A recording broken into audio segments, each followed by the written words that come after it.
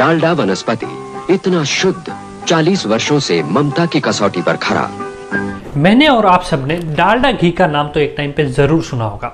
लोहे के डिब्बे में आने वाला या प्लास्टिक की थैली के अंदर आने वाला डालडा घी 70 साल पहले, आज से 80 साल पहले एक लेगेसी हुआ करता था। लेकिन इन दिनों में, इन कुछ सालों में वो ब्रांड मार्केट से एकदम गायब होता चला आ रहा है। तो आज मैं एक केस स्टडी लेकर आया हूँ पूरी डालडा ब्रांड की, कहाँ से शुरू हुआ डालडा और कैसे एक लेगेसी बना मार्केट में, और उसके बाद अभी वो एकदम मार्केट से कैसे गायब हो गया, क्या उसकी वो टूल ट्रिक्स मार्केटिंग स्ट्रेटेजी थी। तो इस वीडियो में पूरा डिटेल में समझते हैं।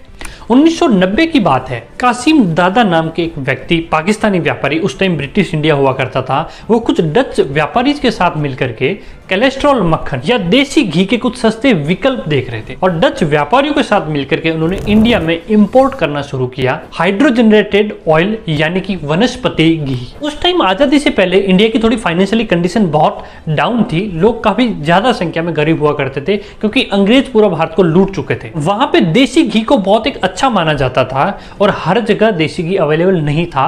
तो वहां पे लोगों को तेल में कुछ चीजें डीप फ्राई करने के लिए, खाने के लिए, रोटी के साथ घी को आज भी इतना इंपॉर्टेंट अपने वेजिटेरियन फैमिलीज में या नॉन वेजिटेरियन फैमिलीज में दिया जाता है। तो उस टाइम तो ऑफकोर्स ज्यादा ही वैल्यू थी।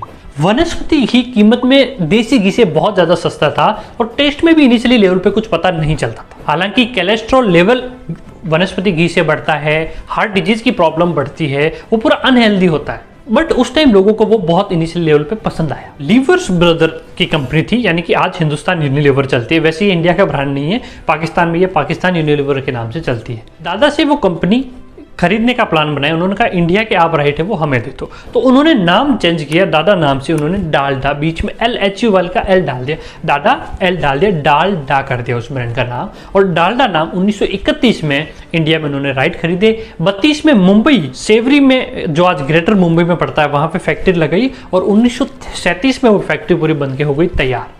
अब वो मार्केट में प्रोडक्ट रेडी था, प्रोडक्ट की पूरी डिजाइनिंग और मैन्युफैक्चरिंग सेटअप भी रेडी था। अब इंडियन मार्केट में पूरा वो घी है वो नेटवर्क के थ्रू फैलाना था हर घर घर तक।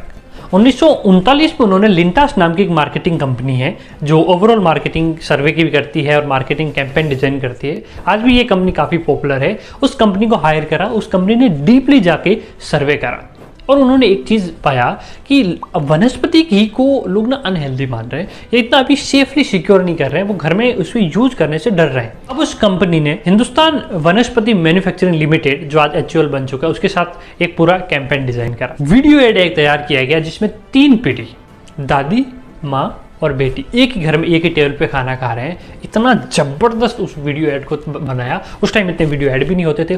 टीवी, मूवीज में, रेडियो में उसका ऑडियो प्ले किया गया और सिनेमा में हर जगह उस ऐड को इतना चलाया गया और न्यूज़पेपर के लिए एक अलग से फ्लायर बना के एक एडवर्टीजमेंट डिजाइन करा गया।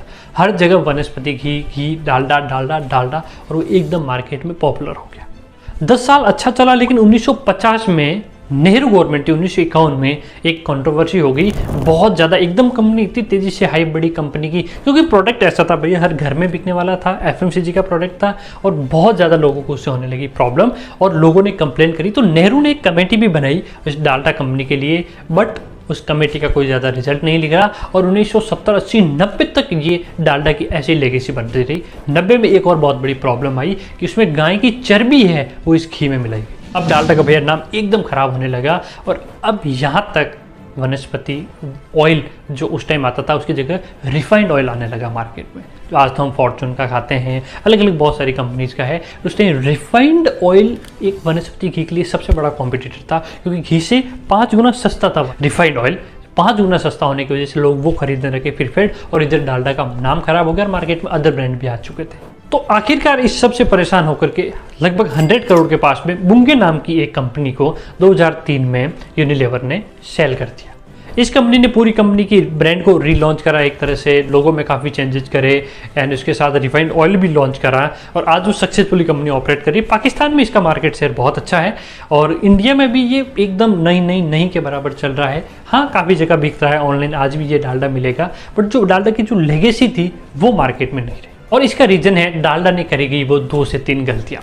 पहली, टाइम के साथ अपने प्रोडक्ट को अपग्रेड नहीं किया या मार्केट में शिप नहीं करा।